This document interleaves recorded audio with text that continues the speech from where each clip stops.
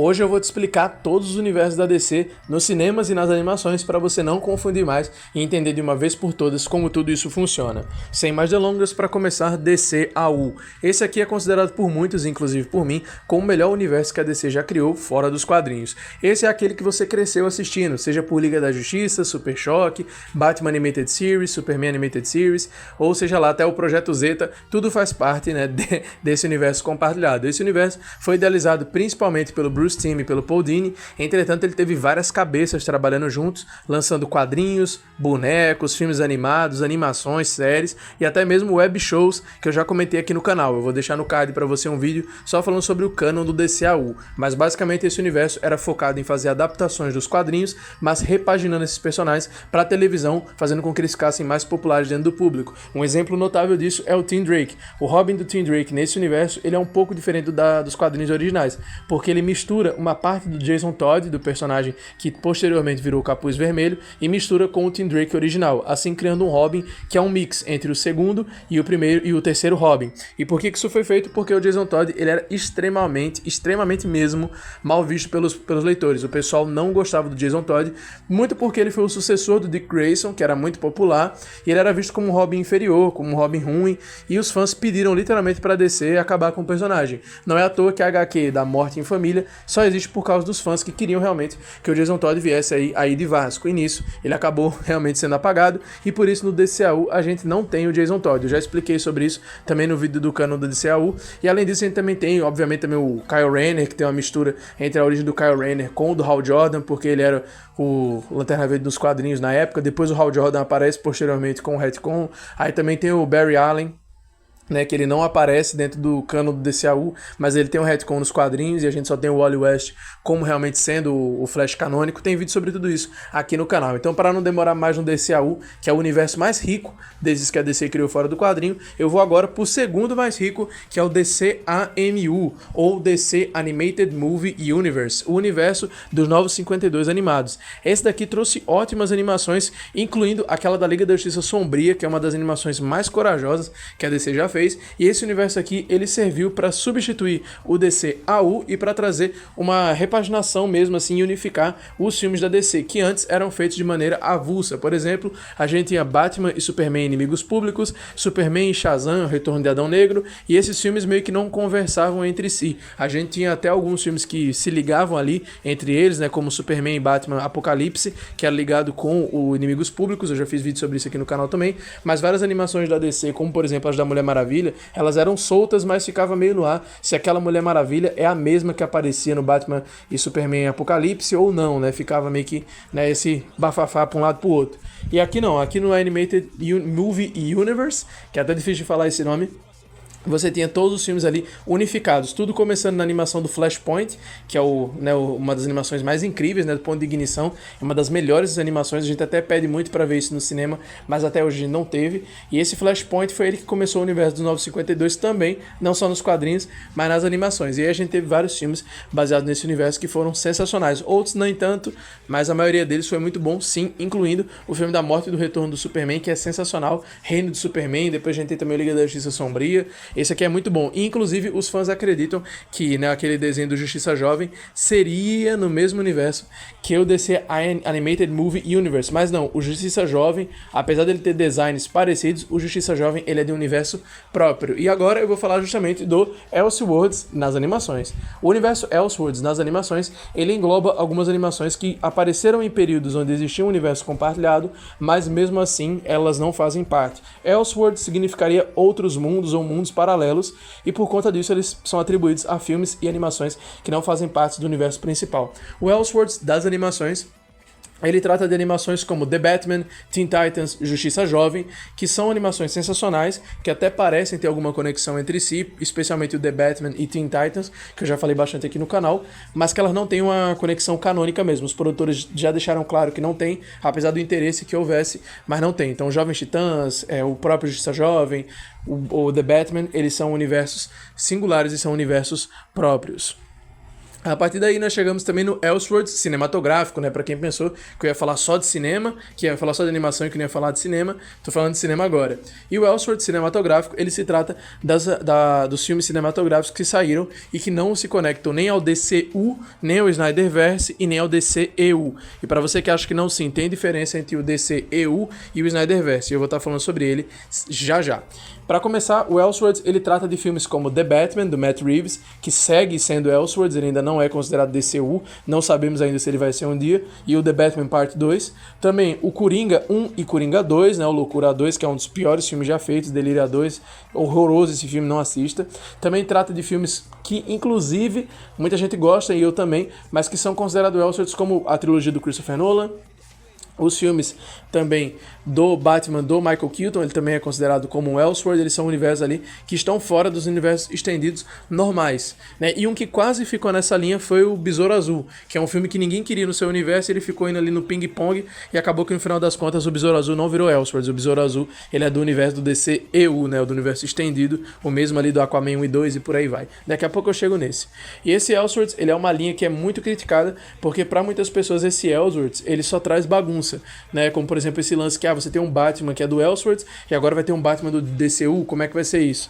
Né? Fica essa bagunça aí, mas não é a primeira vez, porque a gente também tava tendo o Batman do Ben Affleck, do Michael Keaton e o do Robert Pattinson ao mesmo tempo, né? A gente tinha um Batman no The Flash, 2 Batmans no The Flash, 3 com o George Clooney, e depois a gente vai lá e tem também o Robert Pattinson, né? Então ficou essa bagunça na DC por um tempo e parece que vai continuar assim, porque nós também vamos ter aí o novo Batman do DCU, que falam que vai ser anunciado em breve, mas que a gente não teve ainda, e o Matt Reeves vai continuar tendo um Batman próprio no Reevesverse, que faz parte do Elseworlds, né? Essa linha da DC de filmes que são fora do universo normal estendido.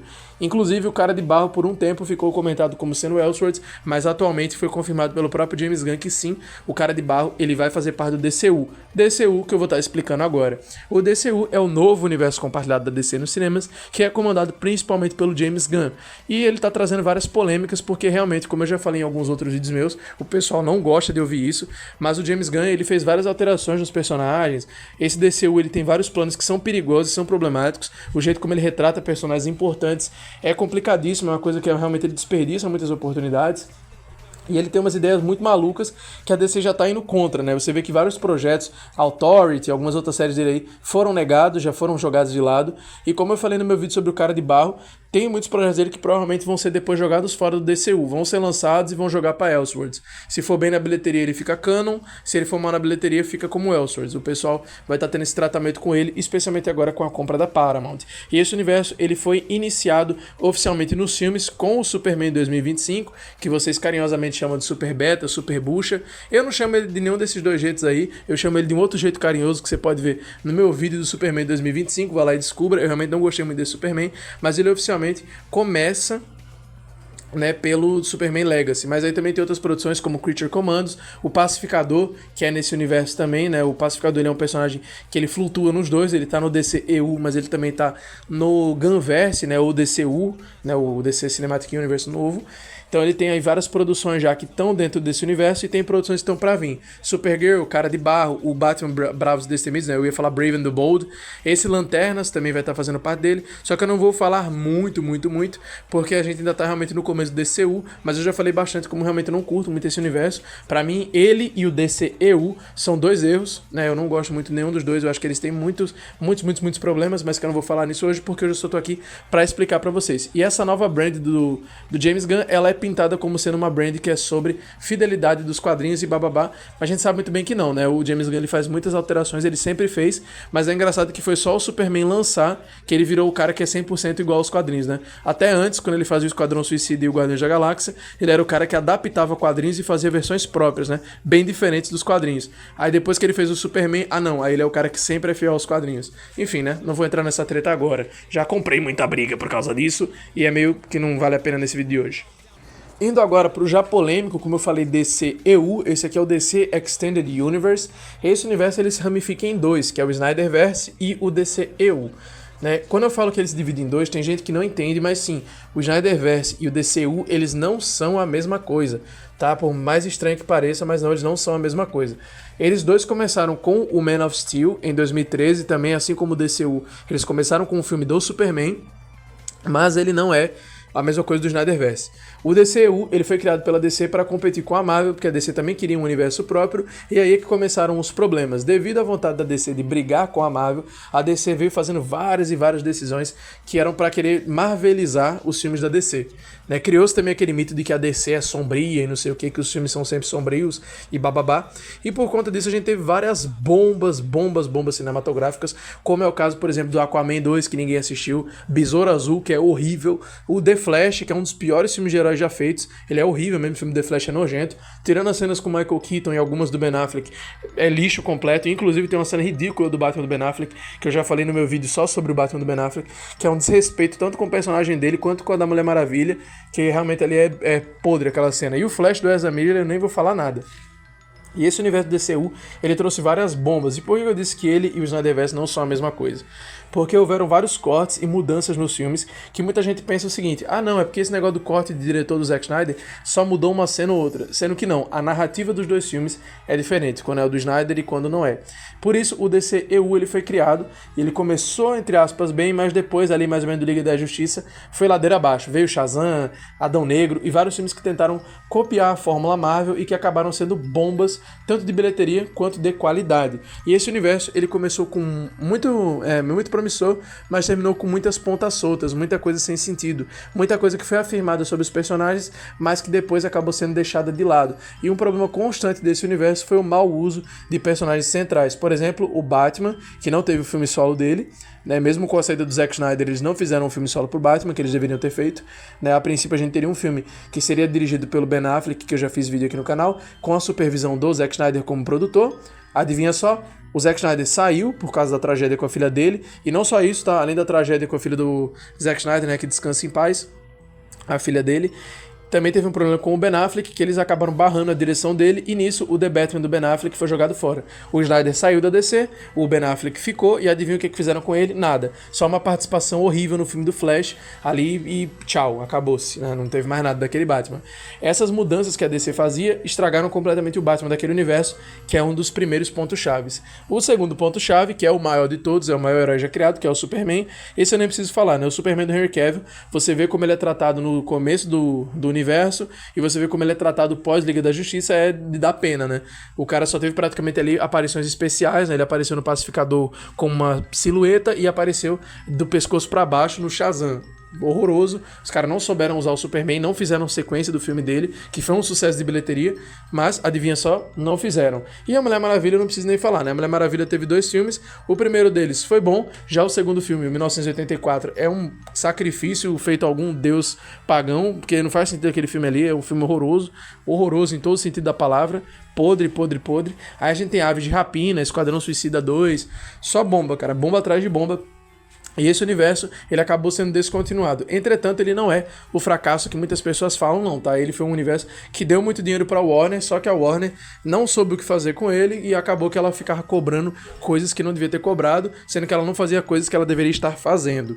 E agora, pra fechar essa questão da bagunça do DCU, vem o Snyderverse. Por que eu disse que o Snyderverse ele é diferente do DCEU? Porque, narrativamente, o filme Liga da Justiça de Zack Snyder de 2021 é outro filme quando colocado do lado do Liga da Justiça de 2016.